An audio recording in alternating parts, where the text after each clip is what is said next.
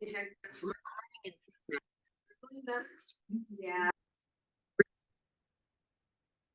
Okay. Well, thank you all for have come out tonight in person and via Zoom. We appreciate your attendance and your participation in the District 2 meetings. So is Vern here? Oh, Vern. It's like, so our first topic tonight is going to be a traffic discussion with traffic manager Vern Keeslar. Vern is really good to work with. He's answered all my questions as the chair. He's gone out of the way to give me additional information, things like that. So he's going to give us a brief presentation, and we are grateful for your time tonight because we know you're off work hours. So thank you for coming. Okay, thanks, Catherine. I had to watch one of these meetings earlier this week, and when people are using the microphone, you can hear them perfectly. So I think we gotta, if you have comments or questions, wait until the mic person gets over to you, because then you can understand everything. So let's just go to the first slide, maybe a little bit background information. On Slate Canyon Drive, there was a request to have a neighborhood grant, was able to purchase a Your Speed sign. We actually purchased it, but transferred the money over, and we put up that neighborhood speed sign on Slate Canyon Drive at 974 South. We put it up for a week. We were collecting data even though it wasn't on. Okay, we wanted to see what people's speed was without it being on. And then we turned it on a week later afterwards and collected another week's worth of data. And now we've collected 2 weeks in October and 3 weeks in November. And so speed limit, everybody knows, 25 miles an hour on Slate Canyon Drive. I want to talk a little bit about the 85th percentile, because this is something what a lot of people don't understand, and it's in our manual on uniform traffic control devices that we have to go to. Also known in my world as the MUTCD. And the 85th percentile speed is the speed at which or below 85% of all vehicles are observed to travel. That's a certain point. So that new Your Speed sign does more than just tell the driver how fast they're going. I get automobile counts, I get speed counts, I got highs, lows. I really like the volume data that I get on it, because I know how many vehicles are traveling on that road now. Whereas before, I'd have to put out the old tubes and put out the cameras or other things. So let's go and let's see what the results were, right? Let's go to the next slide. So that first week of data, the average speed was 26 miles per hour, but the 85th percentile was 31. And I thought it would be fun just to show you what your average vehicle day is. 608 vehicles during the day, and then on the weekend it lowers just a little bit to 568, but the total vehicles for that week almost 4,000. So plenty of capacity on the road. It's not like wall to wall. You guys know it. Sometimes people think it's a speedway, right? But we looked at the second week when we turned on the data that warns people. Your flashing tells you what your speed is. And the average speed was 26 miles an hour. The 85th percentile was 31. I'm like, okay, we're in compliance there. This is great. Weekday average. Now, this one's strange to me. The same weekday average was 608. So I checked it 3 times, right? Because I didn't trust it. It's a new program, but it was 608. And then the weekend vehicles went up. On average, it was 584 instead of 568 for that particular next week. Total vehicles were approaching 4,200. So maybe when someone had a big party there, I don't know. Maybe it's better weather and people were out. And then October, I just pulled up all the days in October and then all the days in November so far. And that's what our speed is. So 26, 31, pretty decent so far. I can tell you that I have a couple other speed signs throughout the city. They're nowhere near this speed limit. They're much higher. So I'm pleasantly pleased and a little bit surprised that our speed is so good here.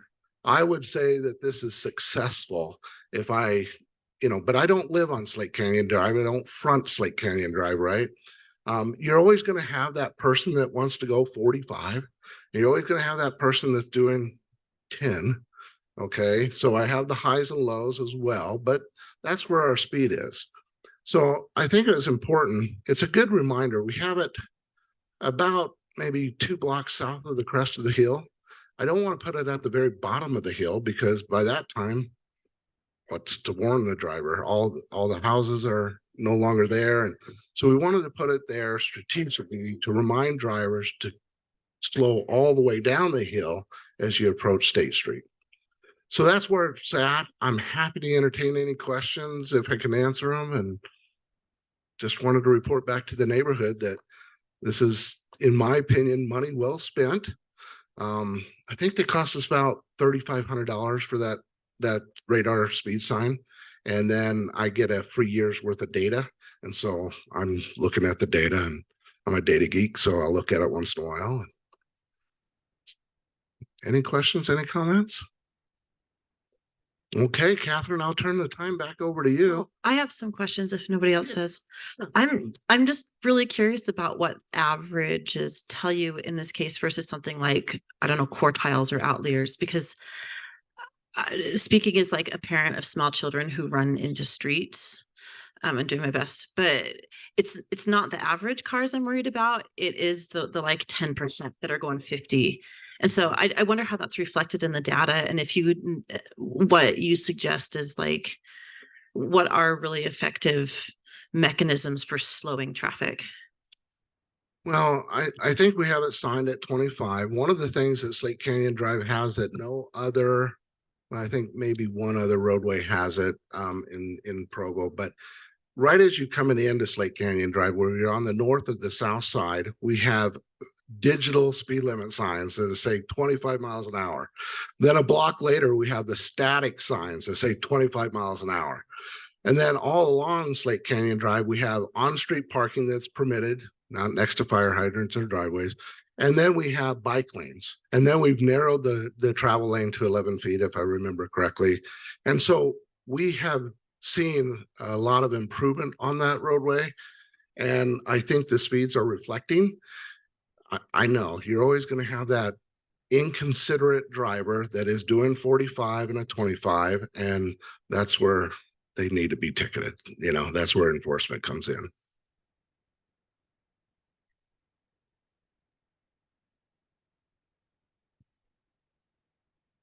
And Vern, you mentioned to me that you will be looking at that data monthly, and then what will you do with that data if there's outliers or what happens? We do have outliers. We have those, I could pull the sheet with me. It says how fast someone is going and how slow someone's going. But in reality, I don't want this to creep up, right? Tendency is to creep up. But here's the good positive news about your neighborhood. These are mostly you. They're not cut through traffic for the most part. And look, before you even saw the sign was up there, you were doing 26 and 31. And then when I turned it on and you saw your speed, you were still doing the same amount of speed. So I'm going to check this monthly, and I can take a look. If it starts creeping up, we're going to have to do something, right? So I understand. Hang on just a second. We'll get you the microphone. Got to use the microphone. I'm happy that Slate Canyon Drive is having those stats. I am express the same concern that Ruth does there. I'm very concerned about 820 north going up the hill, and I'm wondering if you're going to address that tonight. So 820 is another roadway that we can talk about. If you're talking going up the hill toward Oak Cliff and Oakmont, new school, Wasatch, is being built there. And a new development is occurring on the south side of 820. And so there's going to be better sidewalks. And we do have some grant funding that we're using to build more sidewalks to the school to make sure they're completed. So we are working with Wasatch Elementary School and the Alpine School, or oh yeah, it's Provo School District. Sorry, I live in Alpine. Provo School District for safe routes to school. So we have had 2 meetings with them already, and we've drafted some maps, and we're seeing what people do. We have done a couple things. We have done a bulb out something a couple years ago at a stop sign. I live right on that. Oh, you live on the north Corner. east corner. I've seen you Yeah. out working in your yard. Yes. And I've lived there for more than 45 years. So I see what's going on in that traffic. Mm. I've got kids and grandkids, 10 that live right close. And so I'm very concerned about the children. I'm also concerned about the whole pattern. And my understanding is right now that there is a plan to put a street light at the end of 820. Yeah, give me your name again. It's Trisha Hoffman. Yeah, you and I have spoke on the We phone a have. couple of times. Yeah, we will be putting a traffic light. It has been designed and bidded out, and it will be constructed at 820 North and 9th East. Okay, and I am diametrically opposed to that. What is happening, and I see it happening even this week and last week with the truckers that are coming in. I mean, obviously the truckers have been coming in for months, but what they're doing, instead of going all the way up north to Apple, where the creamery is, and turning up Apple, Mhm. they are avoiding those lights by coming up 700 and 820, or just, and then coming all the way up to 1200 and avoiding all those stoplights, and then taking a right up at Apple, so that they don't have to do those now 3 stoplights within a mile. And then you're telling me there's going to be 5 stoplights in a mile. And what that is doing, and I've watched very carefully, that is increasing the traffic on 820 and on 1200. And my goal is to keep the traffic where it belongs up on 9th East and not prevent it. You know, all these people are avoiding that. All the neighborhoods, all the way through the tree streets, all the way up into Oak Hills, are avoiding all those lights by going up 700 and turning on 1200 or going up 820. Is this construction traffic for the new school that Well, you're talking about? some Because of- there's not a lot of trucks up there unless Right, they're going to yeah, the school. right now, but this has been a pattern since they've added the 2 extra lights right by BYU, where people used to go all the way up to Apple, right there where the creamery is in BYU, and then go up into the tree streets. Now they're cutting up and going, they're avoiding all those lights, and they're coming into the neighborhood. And I don't understand, when they can go 1 block and get a light at 700, Mhm. why the city is spending that much money on a light on 820. There's no need for that. Well, And like I say, I've lived there for more than 47 years. For engineering level of service for the intersection, it is failing. It is failing. People are waiting 3 to 4 minutes to cross if they're going straight across. And that gets drivers to be impatient. And then we're going to see an increase of accidents. So what we're But if they trying to go do- 1 block south, like they do through most of town, then they don't have to deal with that at all. They just don't want to bother. And if you teach them, you know, you're increasing the traffic on 820.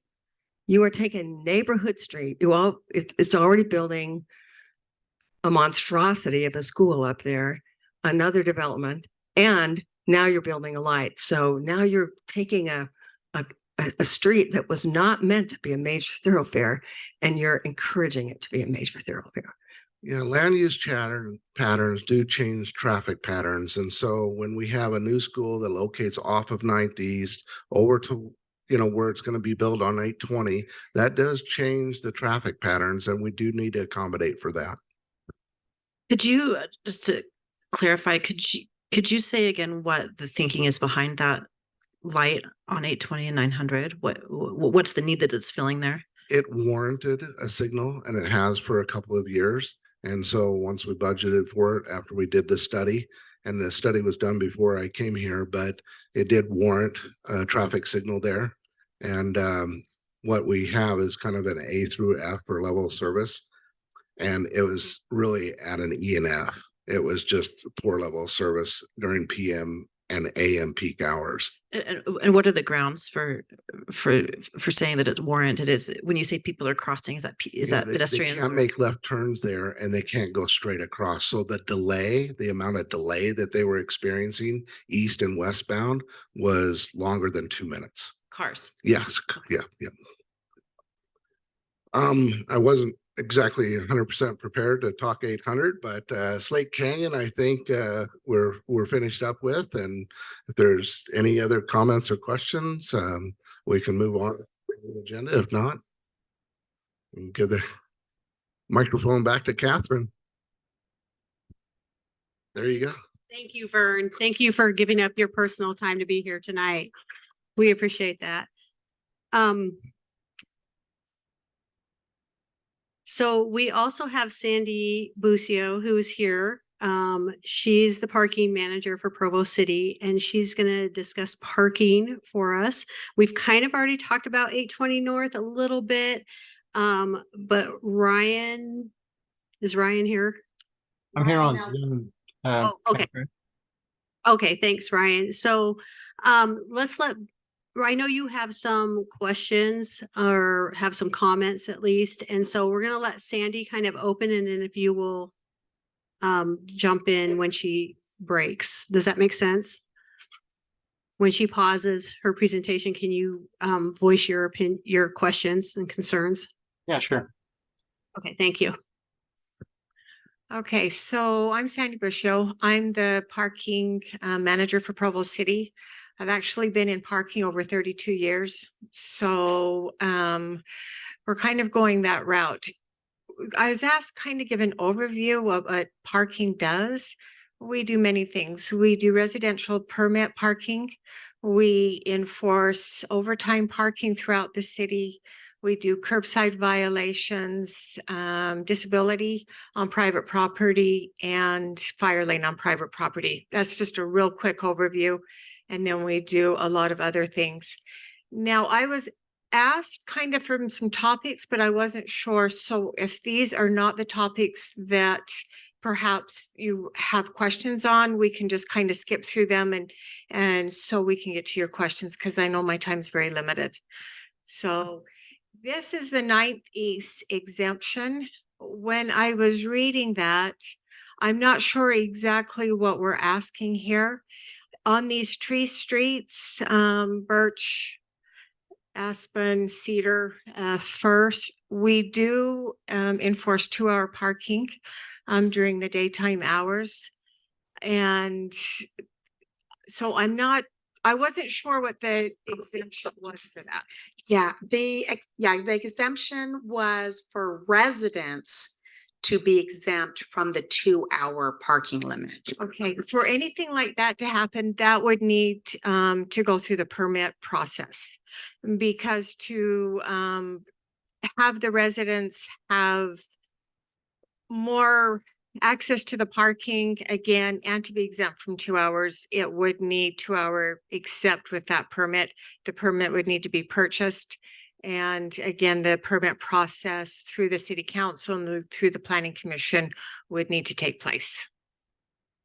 And I have all of that information. If someone, it goes through the neighborhood and there is a process, but that is something that we could do if the neighborhood is wanting to do that.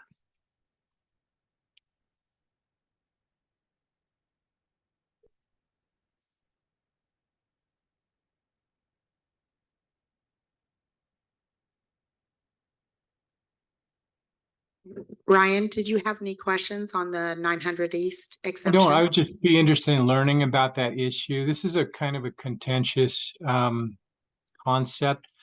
There's a kind of an extreme on both sides, parking just east of 900 East for understandable reasons. It's very close to BYU, and the neighborhood doesn't want students filling up all the streets. On the other hand, it is a kind of an inconvenience at time to time. For example, maybe next week, if people were to have family in from out of state or whatever for a couple of days to worry where they can park, even for a couple of hours, or always having to go out and move cars around or whatnot. So the concept of, a reasonable, not even permanent, always exception for homeowners, but is there a reasonable time that they can have an exemption from time to time or something like that, I think would be something of interest to some neighbors. And we would appreciate more information about that, understanding that there are definitely opponents to that as well. But at this point, just wanting some information about how that could possibly work and what the process is for looking into that. Okay, so my understanding is the exemption isn't during the day from 8 to 4, but it's more like perhaps during the holidays or something such as that, where you have people and visitors coming in for a couple days. That Could be is, either. I don't want to. I don't know at this point what it even looks like. More just getting some information. I know that there are some really strong feelings about this on either side, and one of the concerns that opponents have is that permits would be given away to students or people that do not live with residents, and that the streets would be filled up with BYU students who buy these from homeowners or whatever. And that's completely understandable. There needs to be some limitation and reasonable use, but there are times when even during the day, a homeowner may need to park on the street for a few hours, to do some repairs or to get the garage empty or whatever, and it's really inconvenient. I have had tickets in front of my own house with my own vehicles because I didn't get out and move things around within the 2-hour time block, and that is a little bit frustrating for someone that lives in the neighborhood. And so at this point, I don't know exactly what an exemption program would look like, but would like some more information about the process and possibilities and what could be a happy medium for people on both sides of the equation. okay, for the first question, as far as with the permit area, would the permits be given to students or non-residents of the neighborhood? They would not. The permit area is very specific. If you look at University Garden and Foothill permit area, the homeowners' residents, each resident is allowed so many permits. And so when they request those permits, there's actually a process and it comes to me and I have to approve each and every permit. The permit has to they have to provide proof that they actually live at that residence and, or that they're allowed to purchase them with a homeowner's, blessing, if you will. I don't know the other word. Sorry, I got nervous. And so yes, so students or non-residents would not be able to purchase the permits. We would set it up as such. The neighborhood could determine there's a minimum of 2 permits. A maximum of 2 permits in the Foothill neighborhood. And in the University Garden, they chose that each dwelling could have 4 permits. The hours are different. Both residential permit areas, we don't enforce during Christmas Eve to New Year's Day through Thanksgiving. And then there's other times which each neighborhood has chosen. So all of that could be worked to the tree streets. However, you would have to purchase a permit to be able to be exempt from that 2 hours. And we would look into see how much the permits, the enforcement of them, the signs, there's all sorts of costs that do come into these permits. And as far as, and so there's not an exemption. I apologize that, we can't say that residents can park there for longer at any time. Again, without that permit, I have to be very, very clear on that. I do have a question. You just mentioned that the University Gardens had voted that they would get 4 permits per homeowner and Per dwelling, correct. per dwelling. Uh-huh. I don't remember, I'm in that Foothills neighborhood, obviously on 820. Uh-huh. I don't remember being given a choice that we could vote on how many permits. It wasn't a vote. It was proposed when the neighborhood proposed that permit area years ago. Those are both they're both very established permit areas. When the neighborhood actually proposes on what they would like, and then that kind of starts the process. You know, each neighbor, owner of the home has a say in it, all of those types of things. And so I'm not sure why it was only proposed for the Foothill neighborhood to have 2 permits. Is that changeable? It could be changeable, yes. All permits, the permit areas can constantly be changed, but again, it has to be a consensus with the entire neighborhood. And so that's something we could look at. Questions, Mark?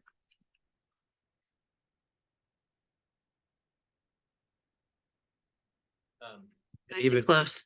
An even more extreme case, I'm just wondering, are there any sections of the city where there's no 2-hour parking and it's just parking by permit only? That's what all permit areas are. This would, if a permit area went into the tree streets, this would be the first one of the kind. Carterville on 300 West is our most recent permit area. And then you have the Foothill, and then University Garden and North Foothill. And there's no 2-hour There's parking in no those. car parking there, but they're different. Each permit area is different. For example, Carterville, you can park all day long, but from 11 p.m. to 7 a.m., you're required to have a permit.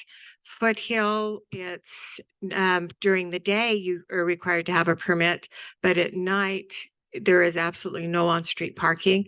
University Garden and North Foothill is, you can have parking all day long, but their parking goes from 10 p.m. to 8 a.m. You are required to have a permit. So do you live in North Foothill or Foothill? I live on 820 North. Okay, so I believe you're in University Garden, so you are eligible for permits.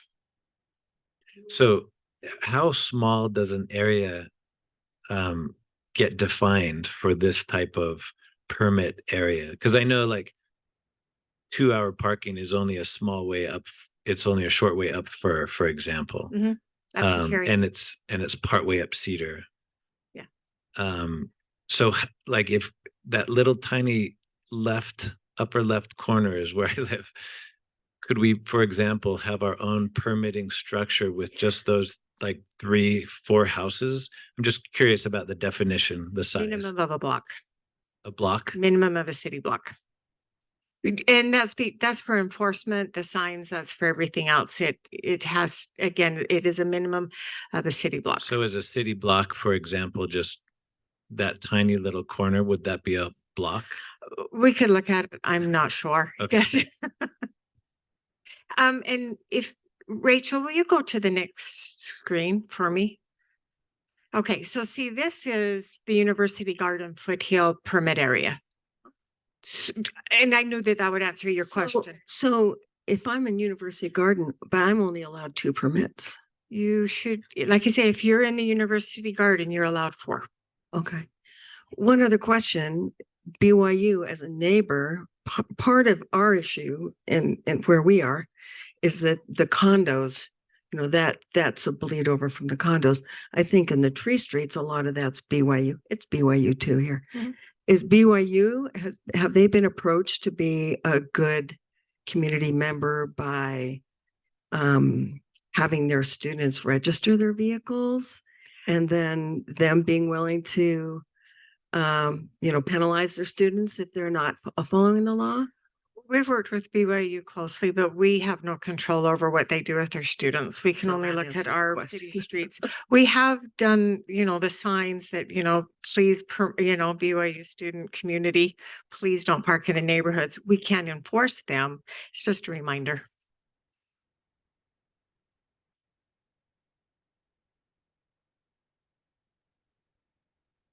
I have one quick question. Maybe this is kind of too specific for a general meeting, but on the very east side of this zone, when you go up 820 North, Mhm. the signs for the permit parking actually there are 3 signs that go way past the permit parking area, which has caused years of consternation amongst the people there.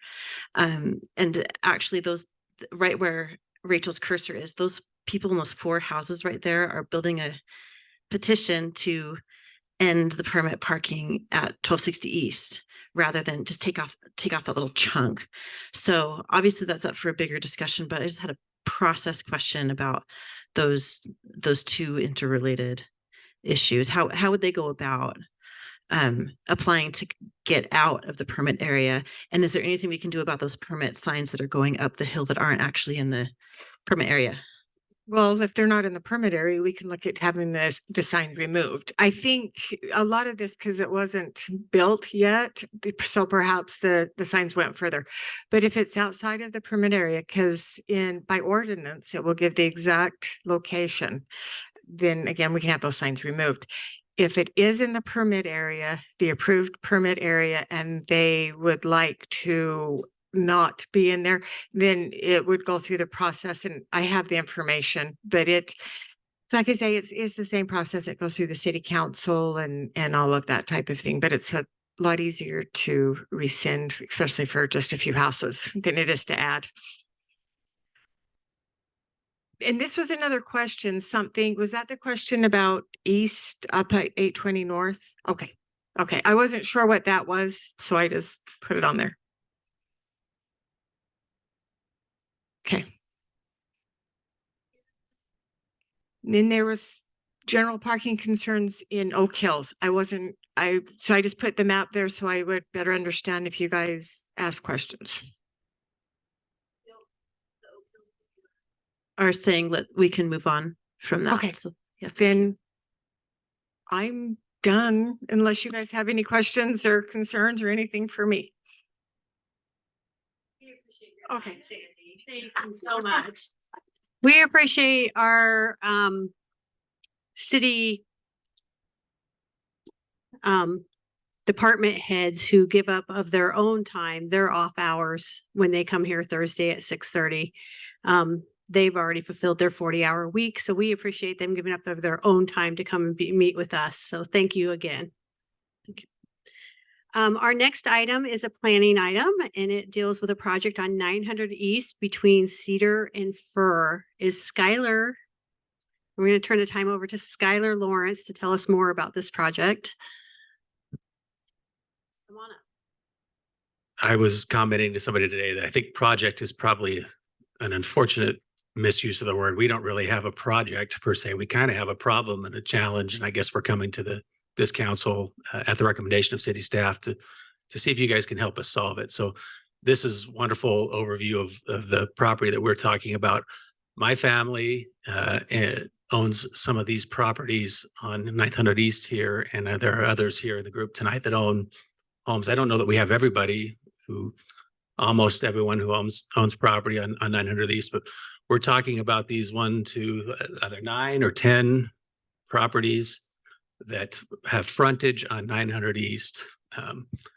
And it's, I guess we're coming to this group to see if you have any recommendations or ideas for us for what we might be able to do to make those properties, the zoning on those properties, more consistent with the reality that they're not very conducive to single family living anymore because of how big 900 East has become and the traffic, and it's only getting worse. And we understand there may be a bus stop coming here, which would exacerbate that. And so we're kind of, as a group, thinking this beautiful residential neighborhood of the Tree Streets is awesome and it ought to preserve its residential nature, but we don't really get to enjoy that because we have this massive street that our homes front on that we access. And so we've talked with the city and they've given us some ideas of different zoning designations that we might potentially try to get. But one of their big recommendations was to come to this meeting and have the neighborhood council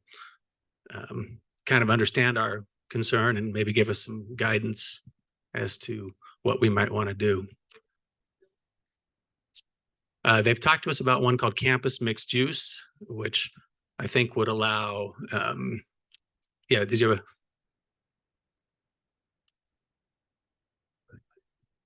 Well, I'm here to hear from you guys, I guess. And if any of you guys who live here on 900 East want to add something to that, I'm just trying to, I guess, introduce the challenge that we're facing. let me, well, I'll ask my question because it'll connect to what you're about to say.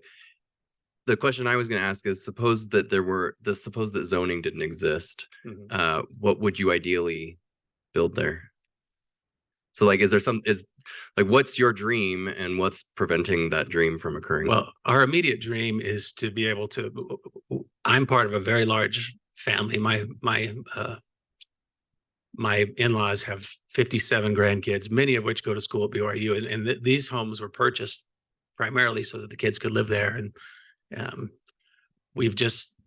the city has just informed us, for example, that we can only have three students live in this 8-bedroom house. And so that became a problem for us because we have more grandkids than that want to live there.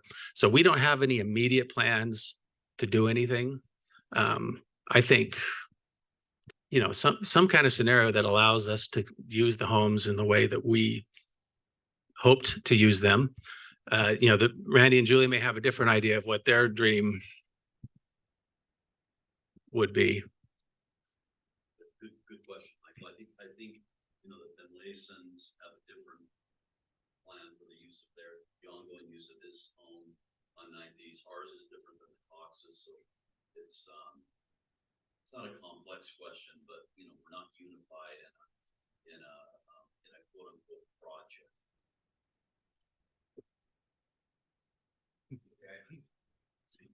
That helps me.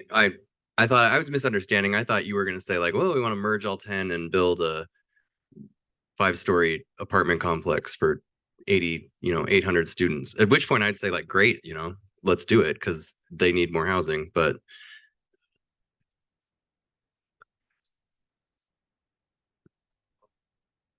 I don't know whether the campus mixed use zoning would allow that. We have not dove deep enough into it to know exactly what that zone would allow us to do. I can say that we don't have any immediate plans to do a 5-story apartment complex. So what I'm hearing from you is that you purchase a house knowing that you purchased it, intending it to use for student housing, basically. I mean, a family, a bunch of kids, but it was an investment so the students could live there.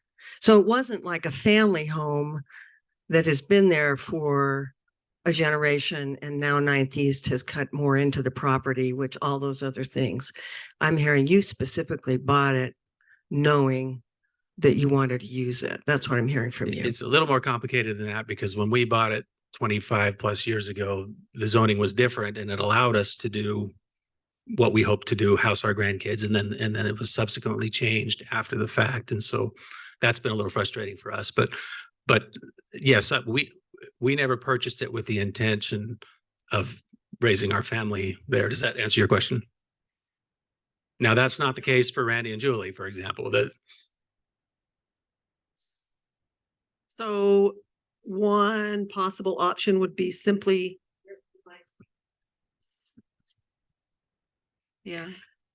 would simply be to increase allowed occupancy.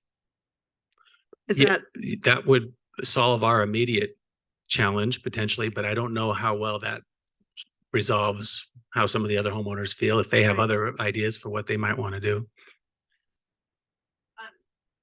Sorry, could we have a little more clarity on what the concerns are from the homeowners? Yours is that you have an 8-bedroom house that only 3 people can live in and you want more people to live there. What are yours? If I may.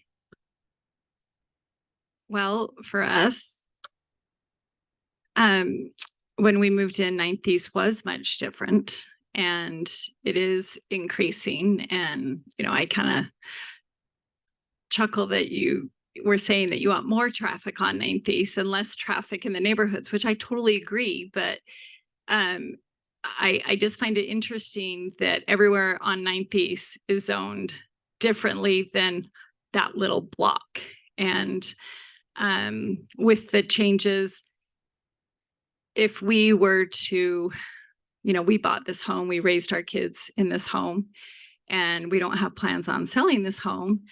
But in order, like if we want to go on a mission or something like that, no family wants to live on Ninth East. And so it's very hard for us to think what we can do in the future with our home. And we don't necessarily want to sell it. And if we do sell it, who will want to buy it as a family home and raise their kids there? So we would like the option to be able to, you know, students would love to live there if we want to, and use that as an option. So, but right now with the zoning, we can't, which is just weird to me that the rest of 9th East is zoned differently. So why can't we have that same zoning? Yeah. What is your zone? Sorry to interrupt. But Residential, single family residential. I don't know what the,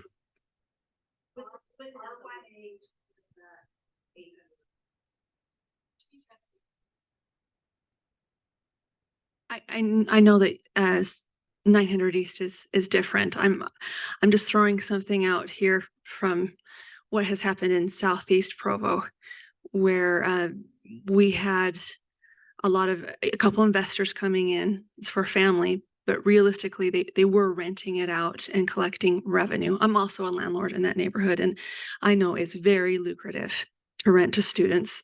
hasn't been very lucrative for us. Well, Maybe your well, in experience, compar- your mileage may vary, in right? comparison to a single family, when you're looking at, you know, 1 or 2 full-time incomes versus incomes for singles or whatever, it was very lucrative. And so there a lot of discussion came out and said, well, we want an exception. We've got 5, 6 bedrooms houses. Why can't we do that?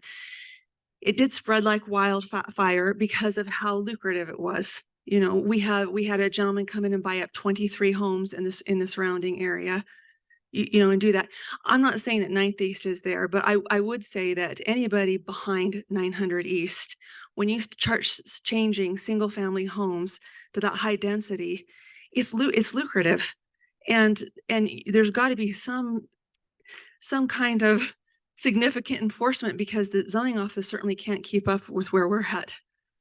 You know, no matter how many times they can't keep up, and it's just spreading and spreading and spreading, where everybody wants to rent their house out to students because of the money. So I just throw that out, that I kind of see the point of 900 East, but I remember this from back in the day. The neighborhood fought against this because they didn't want it spreading, you know, into their part of the neighborhood. And you also look at other areas south of campus who have had this problem where they were single family homes. Well, they changed that. They changed it to allow for apartment complexes to come in and different things like that. So they weren't setting a precedent of just changing a single family home over to student housing. Does that make sense? Thank you, Hannah.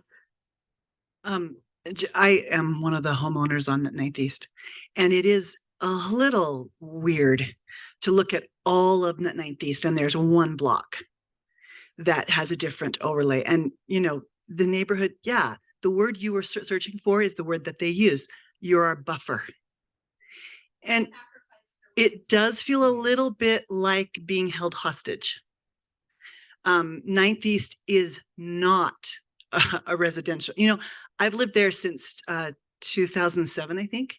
This might sound inconsequential to you. I have never had a trick-or-treater come to my house. Never. We don't live in a neighborhood. We live in a commercial strip. And yeah, we are absolutely being held hostage by the people behind us who have really understandable concerns. Like you've said, nobody wants that to happen. We don't want that to happen. I would love it if I lived just around the corner.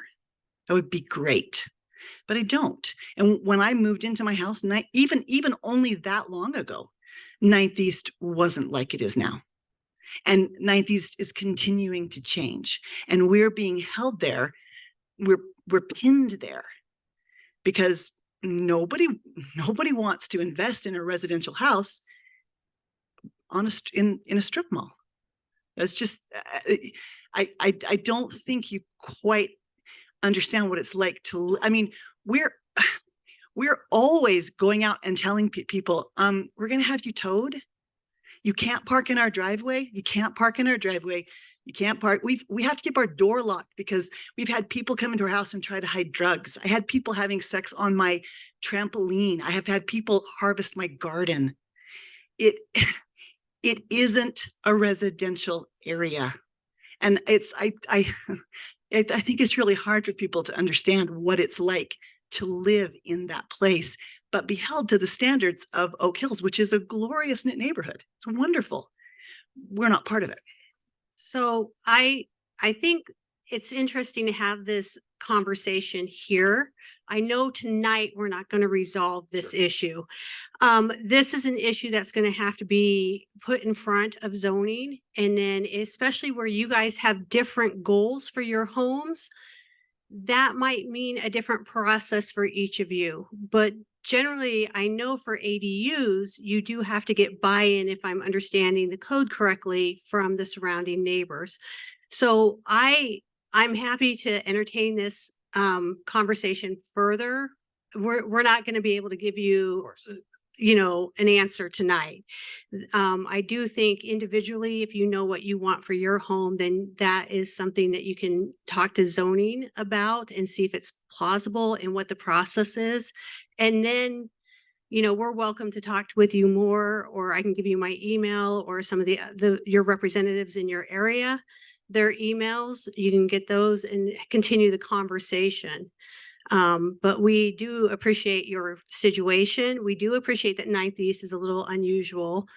But as for, I used to run the farmer's market for Provo years ago. And let me just tell you, when I pulled up in the 5th West Park at 5 a.m., all those things were going on. So it's not just 9th East. That happens throughout. My little southeast neighborhood, we have a little neighborhood park, and we had issues in that little neighborhood park because it's so secluded. So there are definitely issues that affect 9th East that also are throughout Provo that we need to be aware of.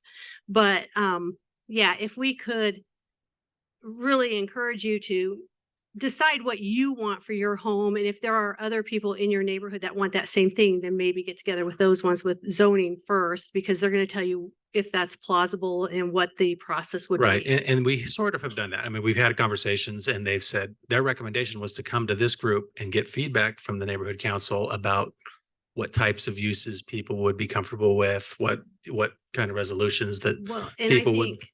I think Ann and Ruth would be good as your representatives in that area, would be good people to sit down and have that conversation with. Rachel. I can move now.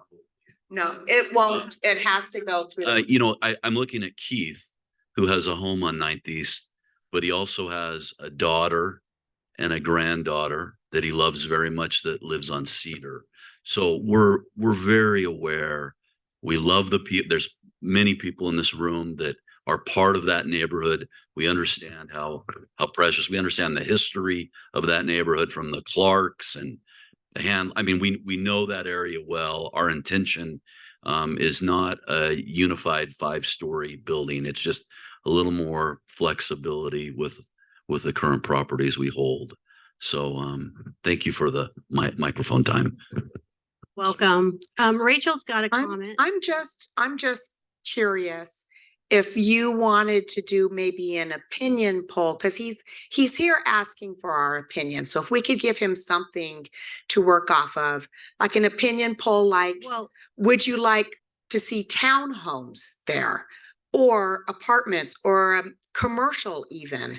Or do you want to just keep it houses? I'm just wondering if any of the residents here have a strong feeling either for or against a kind of development, so he has kind of a direction to go. If you're in that residential area, okay, so the Oak Hills, this area up here, or if you're in that area and you're here tonight, could you just raise your hand?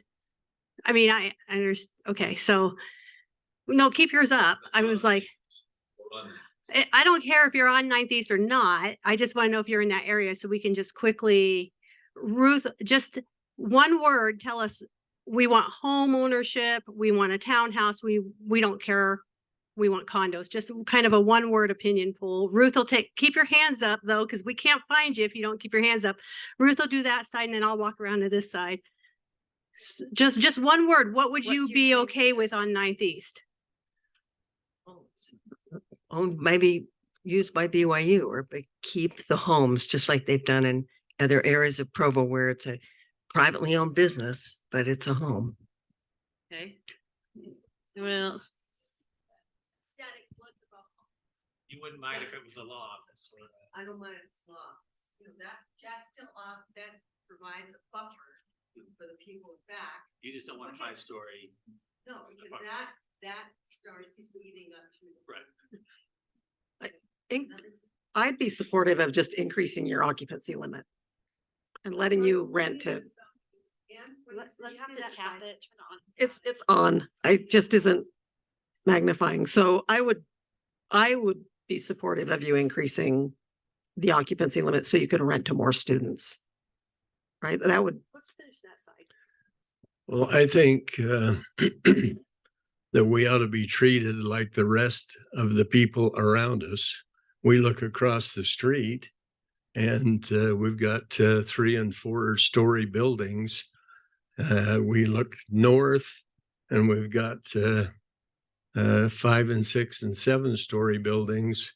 South is all commercial. So do you want to rebuild? Is that what you're asking Uh, for, or? We want to be treated like the rest of the people around us are. Okay, thank you. I am in favor of whatever the homeowner wants to do with their property.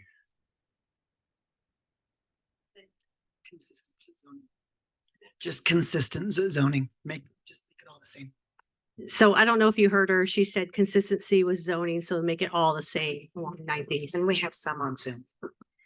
Okay, we have a couple of opinions on Zoom, so let me read these. So from Ryan Nelson, he says, I'm not sure what to opine, but I think I am in favor of increased occupancy. And Terry Bishop says, take away owner occupied so owners can do as they please. I'll just make a comment. We just barely had city council meeting, and the city council right now is really looking for kind of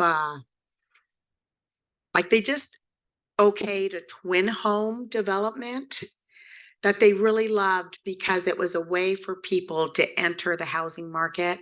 They're really in favor of owner occupied rather than rental. So if you want something to slide in easily through planning commission and city council, that seems to be what gets okayed very quickly, is if it's something that they'll have owners in there.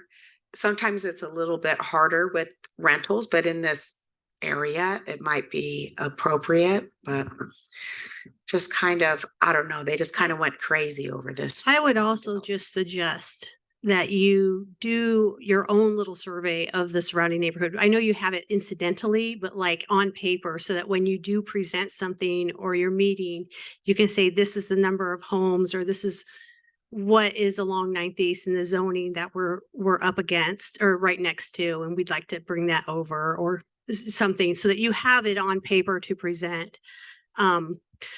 Obviously, it's a little bit of a difficult complex issue that we're not going to be able to resolve tonight, but hopefully the opinions that were given online and in person are helpful.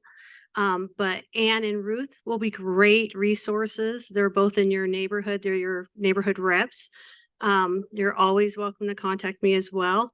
But in the meantime, we're going to move on to some additional topics. I don't have my phone. Can somebody tell me what time we are at? Oh, 7:25. We're doing not too bad.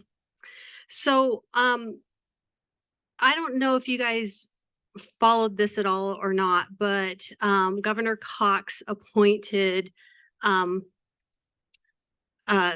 new commission. Well, he set aside some money for trails throughout the state. Now, trails are not hiking trails. Trails are considered, within the state or within the city lines, and they can connect cities as well. So like think Jordan River Parkway, maybe the Provo River Parkway, that kind of trail. But the one that concerns us tonight is the one along State Street. And so the one along State Street, if you notice it between about 7th East down to, I lost about 2000 South, has not been improved yet. It is their next phase of that project is to improve that. But having talked to UDOT, that can be anywhere from 5 to 10 years out.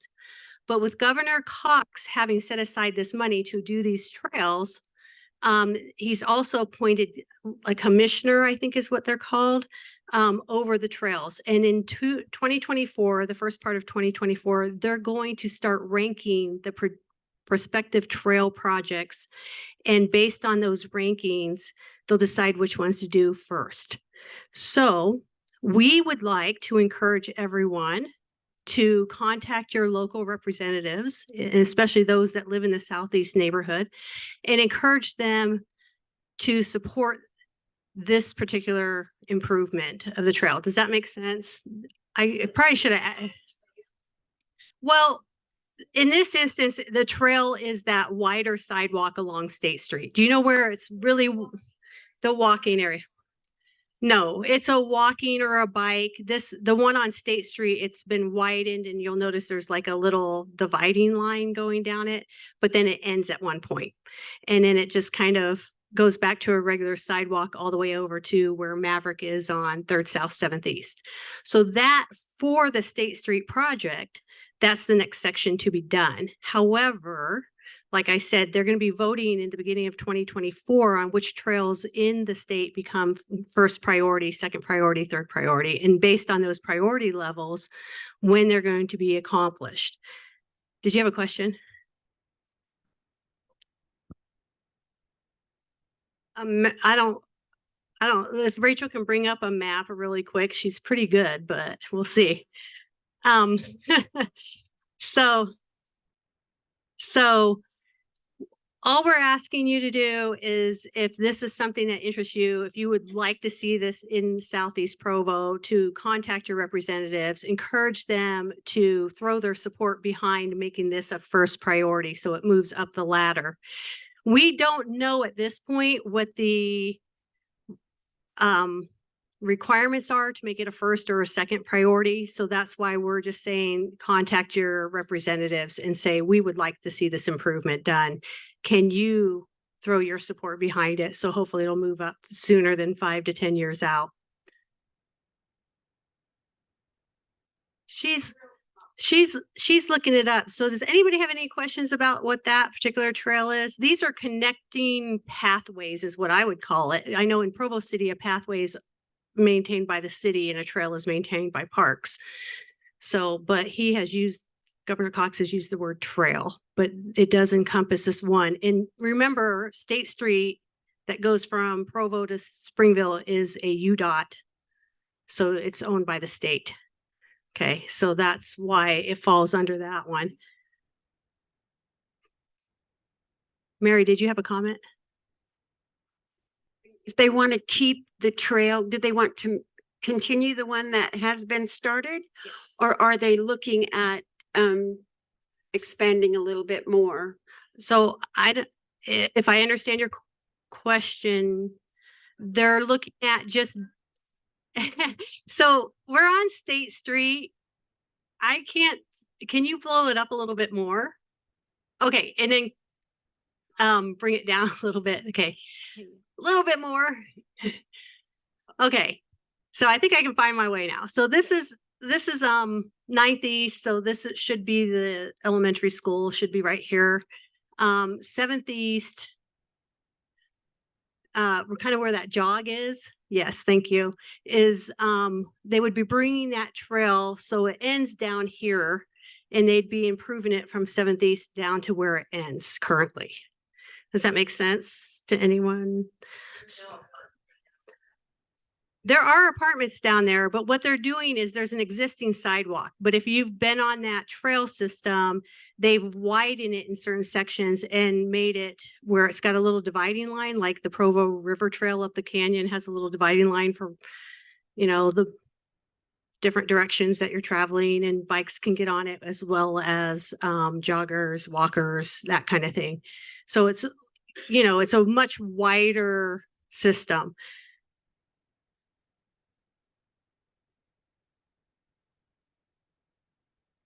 So my only question is this going to be like a verified, it's going to be like a concrete sidewalk with like the little divider line for bike lanes is what I'm trying to understand. So I don't remember, Mary, does it have a bike lane or is it just, I just think it has just a divider like,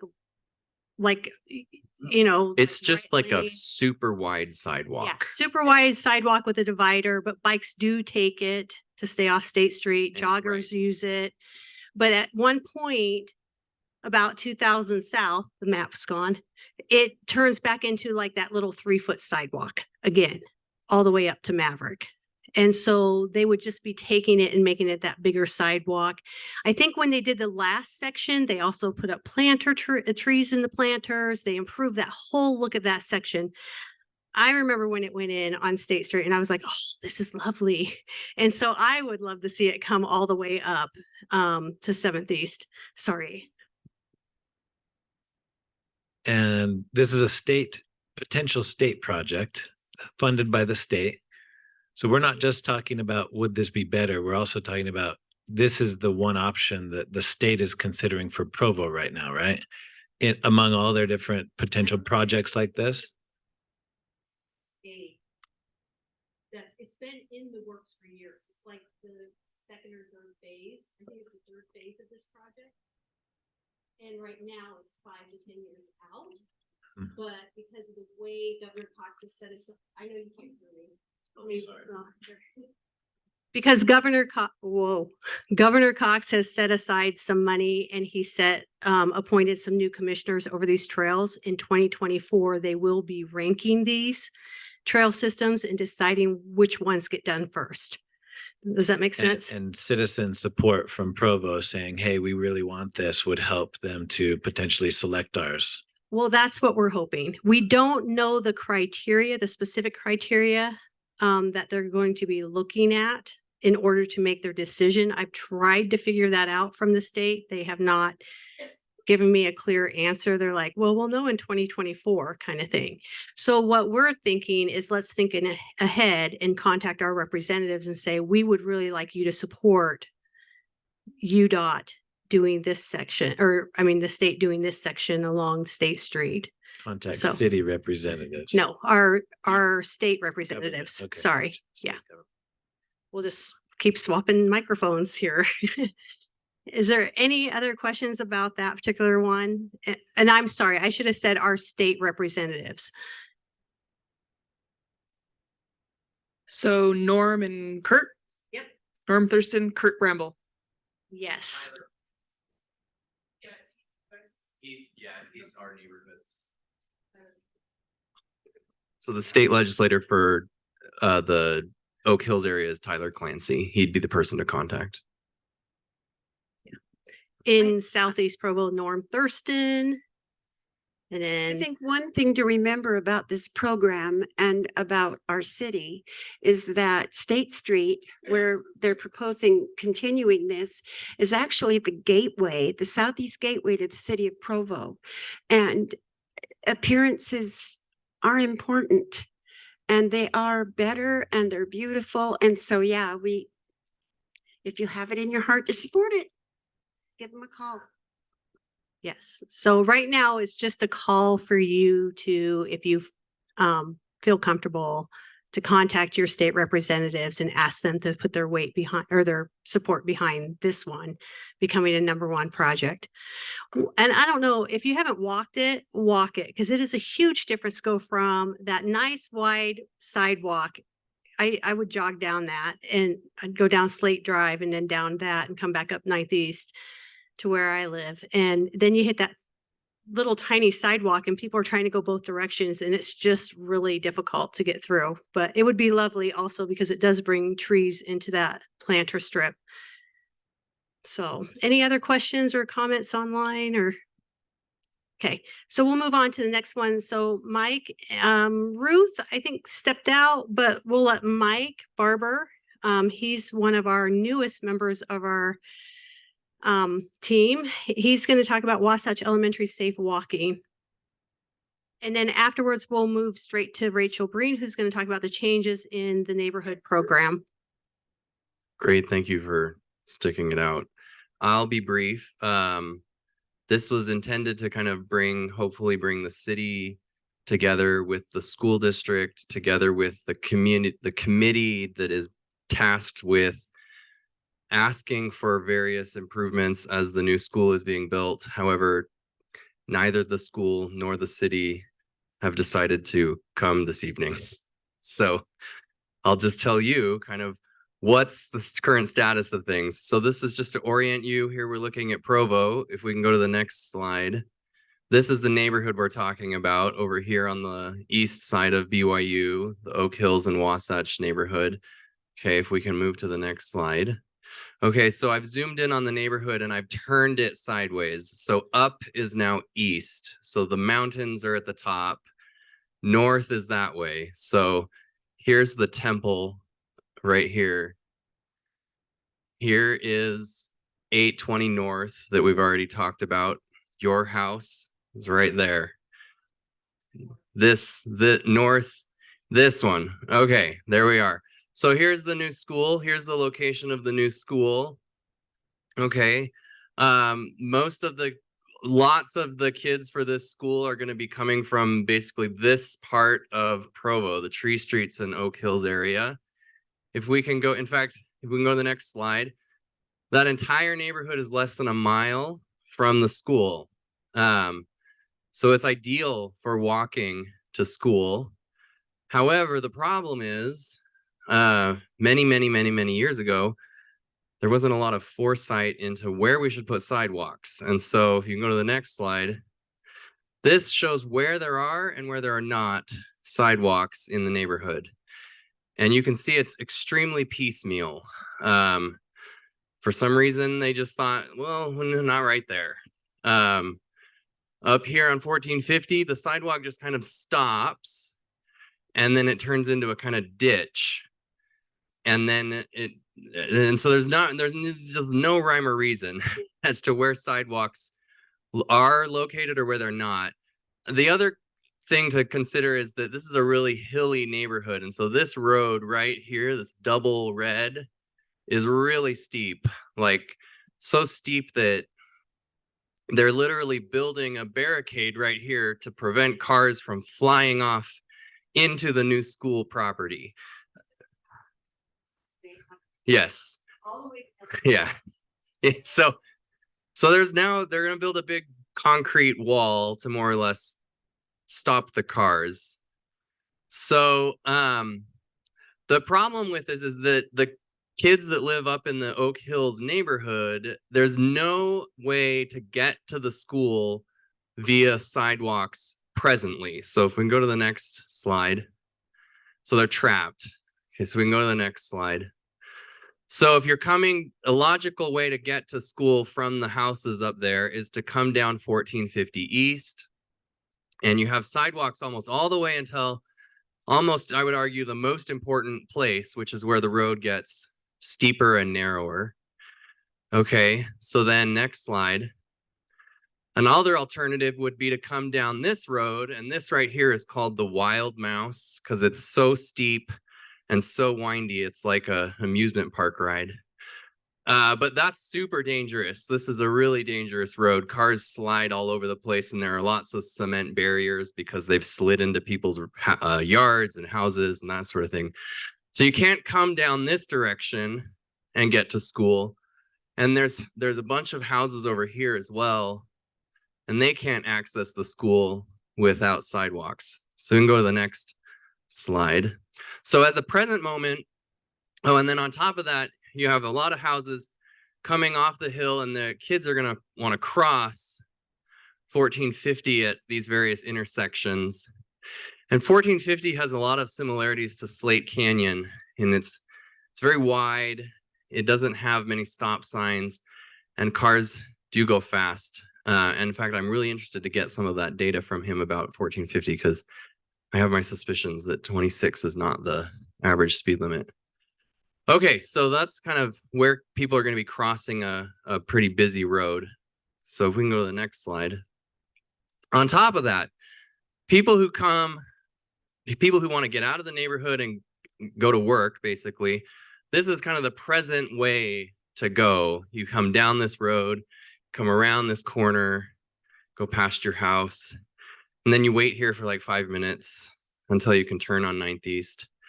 The city has proposed So this right here is not actually a road, it's a dirt road. And the city has proposed making it a real road and kind of connecting to this road here, which would then allow you to come down 7th East, which would reduce traffic on your, or that, right, you could take this all the way down to Center Street. So if you can go to the next slide. So the city has suggested maybe we could complete that road, and then that would prevent cars from even driving past the new elementary school. And that would really reduce traffic around that. That proposal is extremely controversial among residents of this neighborhood, and they have a variety of opinions about that. But that's one thing that has been discussed in terms of alterations as a result of the new school. Okay, so if we go to the next slide. So then the school Safe Walks committee, they've put together a proposal for things they would like to be done, and they align much with what some of the things we've just looked at. So we can kind of go, I'll show you what they've proposed. So first, so this is the school right here. They want a kind of very protected walkway right there, and they're actually building that. The school is paying for that themselves. So that's already in process. Go to the next slide. They want something at each of these intersections. So bulb outs like are right here, or crosswalks, or something at each of these intersections along 820. So that's the next request they have. If we can go to the next slide.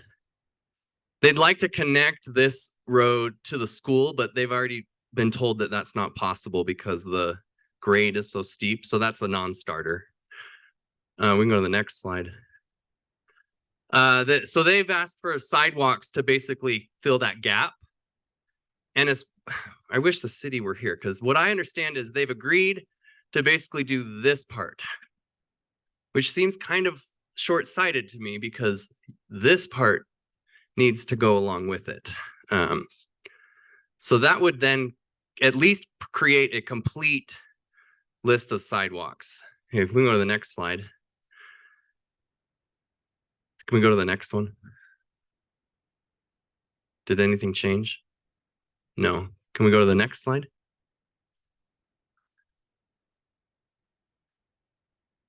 Oh, we didn't get the rest of the slides. Okay, well, I'll finish there.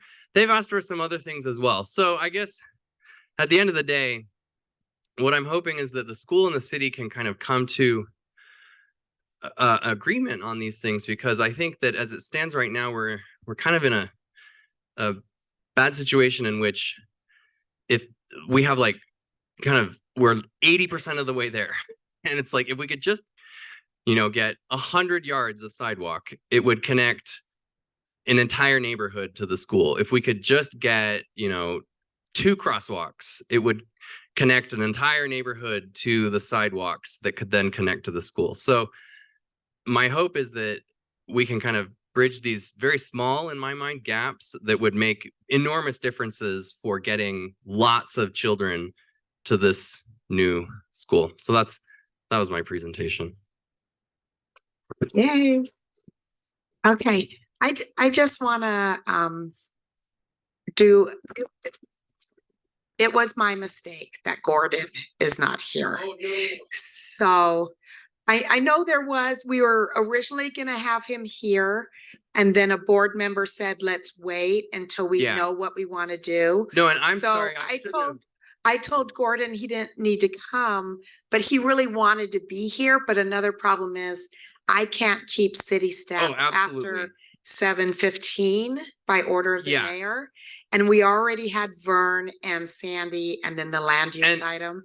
So I apologize. So Gordon would have been here, but I told him he couldn't come. I also spoke with the school representatives, and they felt like they weren't quite ready because they hadn't finalized their discussions with the city. And so I didn't mean to imply that like people weren't doing their jobs. Right. In fact, they're working really hard, and they're meeting together, and they're really trying to hammer this out. He and just I appreciate all that he just work that wanted they're to doing. make sure he was planning on coming, but it would have been too late. So I apologize for that. No But apology needed. what he wants is he wants to know what the residents, what is your first choice?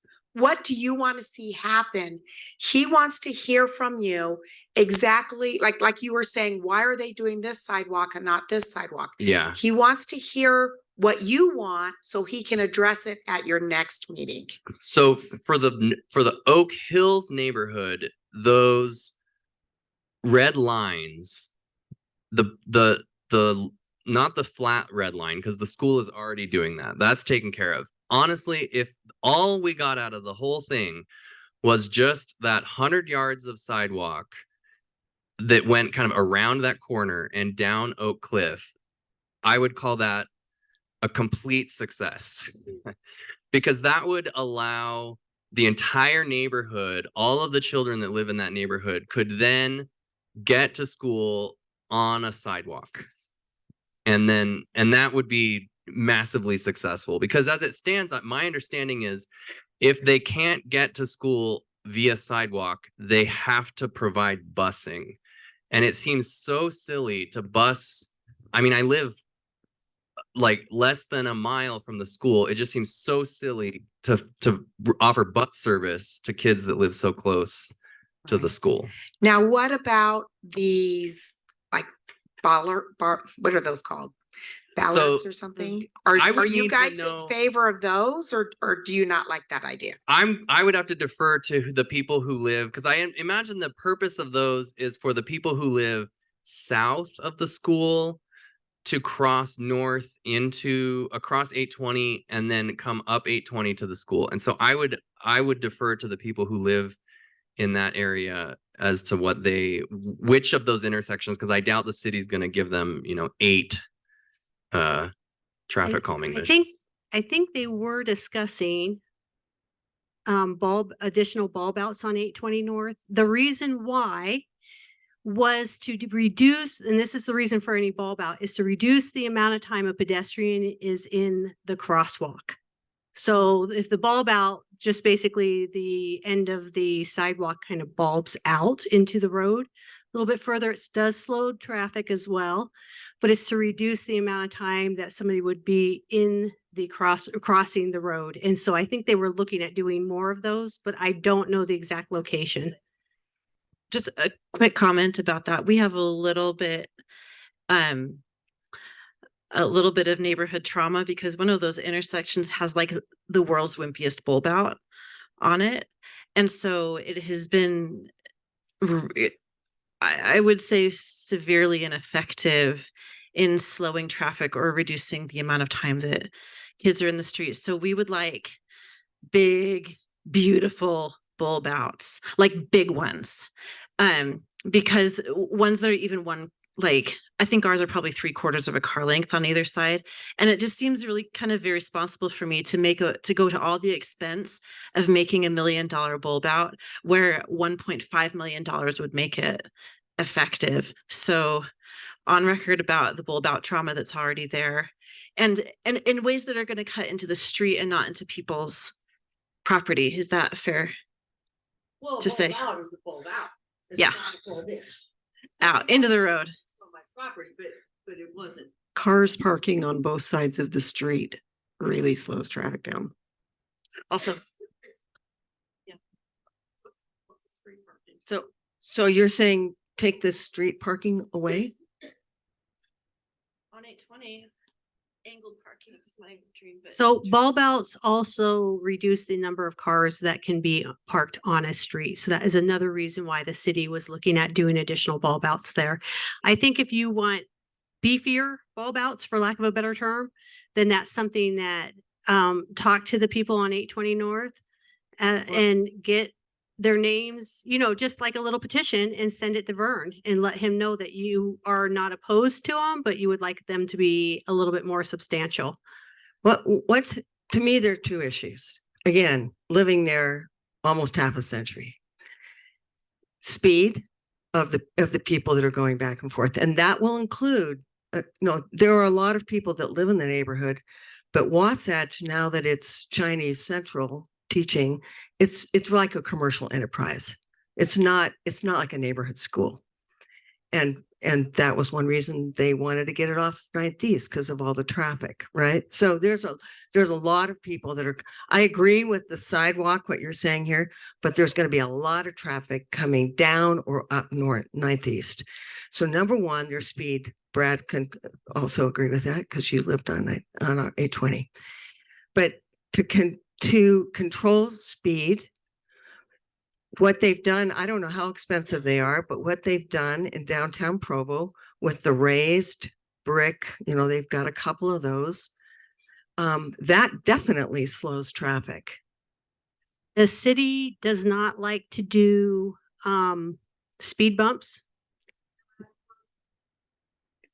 But Gordon is calling them raised sidewalks. Oh, that's a new term. So the Center Street is Gordon's little baby to see if he can get that going. Just number one, understanding that part of it is because the plows have to be able to get over them. So yeah, but they do in other places. I mean, we have them in our Park City, area too. The other thing is, so you have speed.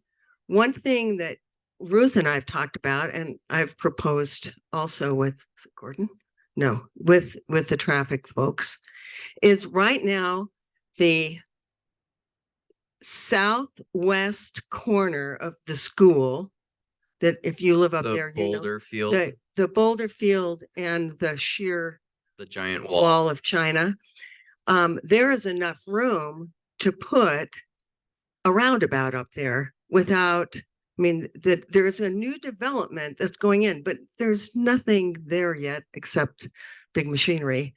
And and I know there's an angle because you're coming down from a steep hill, but there will be kids coming from that area, and a roundabout in that on Locust. You like that idea, Brad?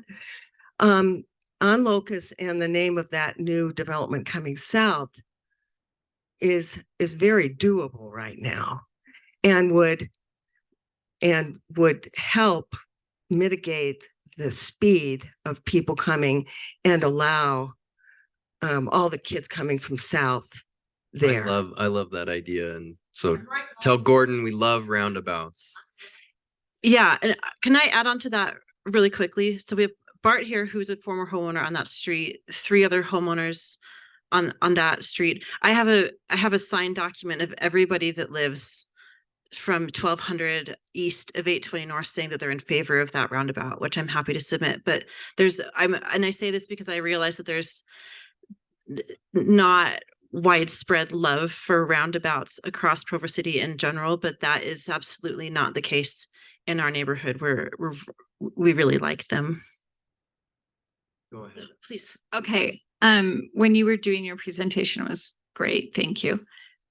You said that there was some controversy about connecting that road. Rachel, can you go back like one slide? Great idea to get all that traffic away from the school, and it seems like that should. We don't have 12 hours to talk about all of the history of that, but I can give you a Reader's Digest version. Back another slide.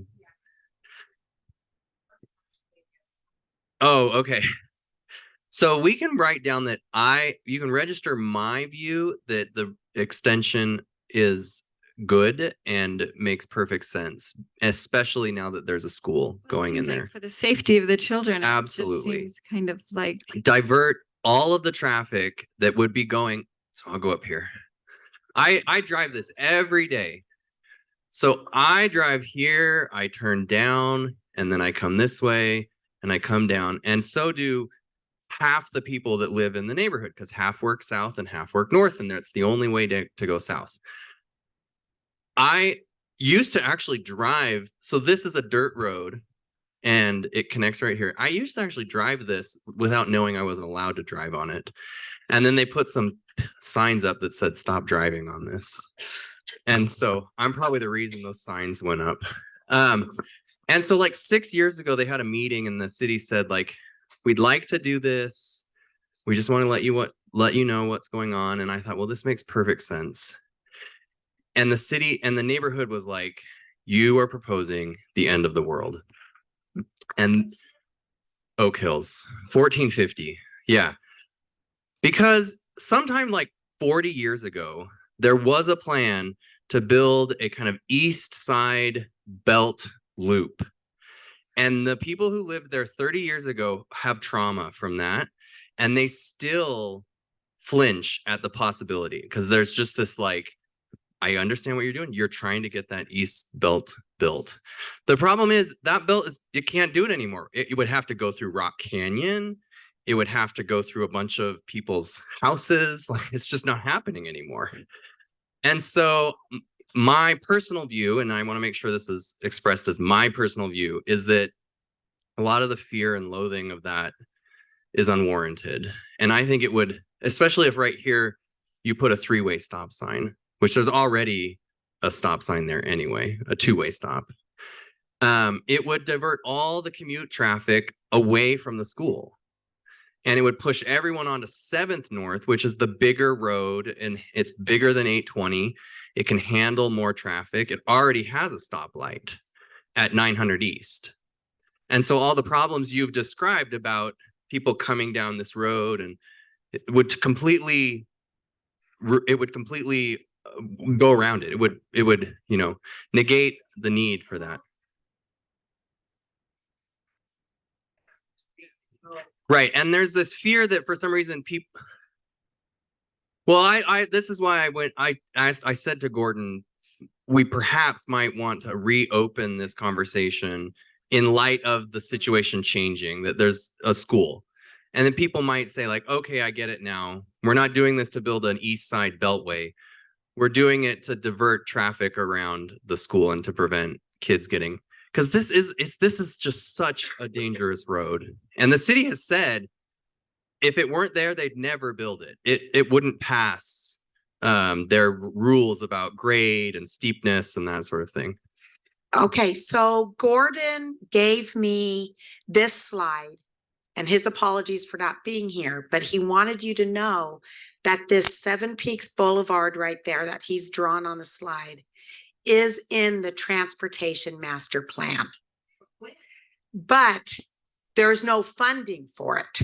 So the city wants it. It's in the plan. It's a matter of money. It's a matter of people putting the money behind it to get it built. So right now, there's no money budgeted for it. And I don't know when it would be budgeted, but that would be something maybe you'd want to talk to your city council members about putting funds behind on that. So this is going to be an ongoing conversation. As Vern Keeslar, when he was here, said, they have been talking to the Safe Schools Council. Your representatives are going to continue to work on this, and I'm sure it'll come up again in February's meeting, because we don't have a meeting next month, right? January. So we will continue to update. But just know this was kind of an informational. We didn't have a solution tonight because not all the pieces are in play or in place. If Vern had stayed, I think he would have been able to talk a little bit more about it. But again, they're off. They've done their 40 hours. And like Rachel says, we have to be really protective of their time as well. Speaking of which, Rachel has a presentation that we're going to close out the night with.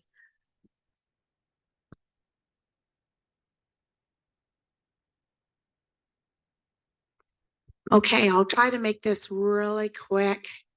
Let me share my screen. So this goes with, in September, we did a survey with the neighborhood district board members and the city staff that works with the neighborhood district board members.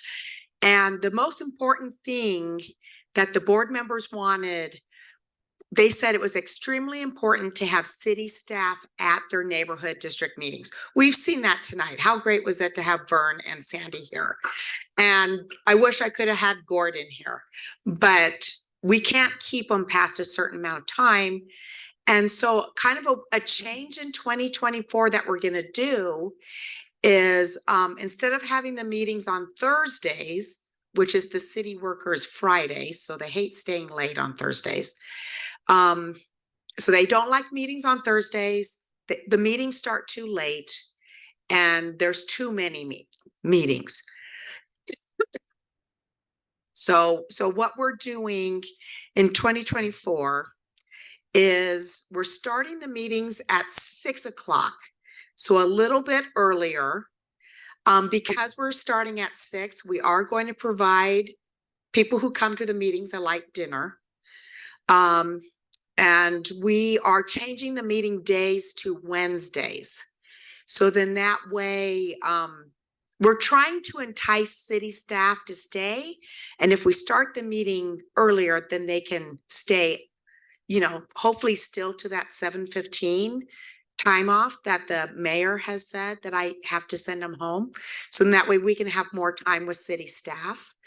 And so we're going to have another problem we had was we had the mayor's meeting and she did that for each district, which meant those city people had already gone to 5 meetings. And some of them said, that's enough. I'm done for the year. So to alleviate that, we're going to have one mayor's meeting for all the districts. That way they're only going to one. And that way they can give us more time at our meetings. So Wednesdays, one mayor's meeting, meetings start at 6. We'll serve a light dinner. We're going to change the meetings to quarterly. So this year we had 8 meetings a year and next year will be 4 plus the mayor's meeting. But we're also going to push you to have the option of optional neighborhood meetings between the district meetings.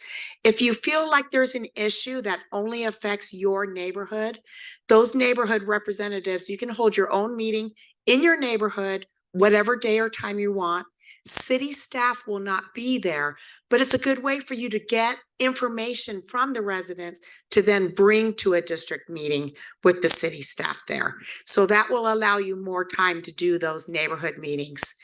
We'll also do some board member training sessions in January and September. January, we're going to be trained by Development Services, Public Works, engineering, and parks, because that seems to be our 3 most. And they'll kind of tell us who to go to, how to get your voice heard, what the proper process is. So that will be a January training. So that will be great. Another thing is we changed when we do our service projects, we can exchange our service hours for grant money. And we were earning $10 per hour for grant money. And now that's been switched up to $15 an hour for grant money. Now, those are the changes I can make right away because those are just policy changes. For these other changes, I'm going to have to go to the city council because that means changing the city code. So I will be making a presentation in January. So board members, give me your feedback on this. There's a few districts that kind of felt like they want to make, a few neighborhoods that want to change to different districts. University neighborhood is thinking of maybe going with District 2 or District 5 because it more aligned, because they're BYU, it more aligns with them. We're still talking with them what they want to do. Having 2 board members represent each neighborhood. That way each representative can have a partner for their neighborhood. There was talk of going back to elected board members. Some like the election process, some like the appointed process. So we're thinking of doing a hybrid. If you have 2 representatives from each neighborhood, one is elected, one is appointed. We'll kind of see how that goes. We'll try it out. Allow board members, that was something you had brought up, to serve consecutive terms so you don't lose that institutional knowledge. Because right now it's saying your board members, you have your 4 years and then you're off, but to allow them to serve consecutive. Clarification on political and commercial activities. We had some confusion with that with the election this year. We're going to try to increase the matching grant funds from $5,000 to $7,500. So we're hoping, or someone else suggested letting the matching grant funds, instead of being per district, per neighborhood. So you could have like 3 neighborhoods in District 2 all get grants, But then it means it's a first come, first serve. It's kind of a fight to who gets their application in. So not quite sure how we want to do that. And then clarification on the fee waiver process or disregard the fee waivers. And, oh, a big one, we want to reinstate developers notifying the public of zone changes or general plan map amendments going to the neighborhood meetings. When before they had to put like either send a letter or put a notice on every house that was surrounding where a development was going to be done. And then they got rid of that. And it's really dwindled our numbers for very important zone changes. And so I'm going to try to figure out a way that we can get that back in. But that's the changes. So we've done the program for almost a year. These are the changes we're going to do. And then in another year, we'll see how that goes. Maybe quarterly meetings. Maybe we need to do every other month. We're gonna try it out. It's these meetings are really made possible because of Rachel and her team. Let's be honest. I mean, they deserve a lot of the credit.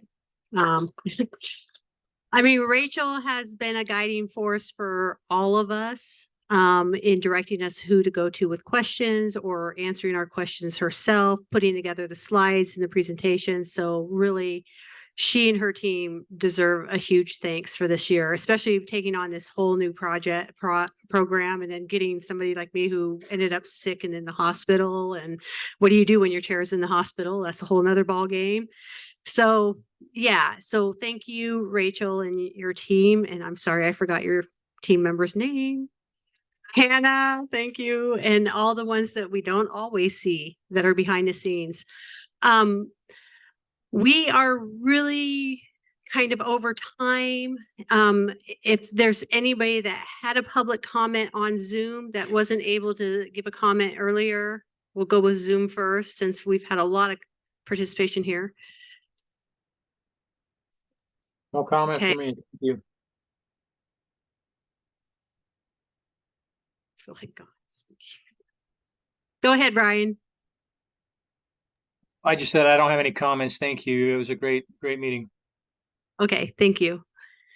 If there's no comments here, anybody?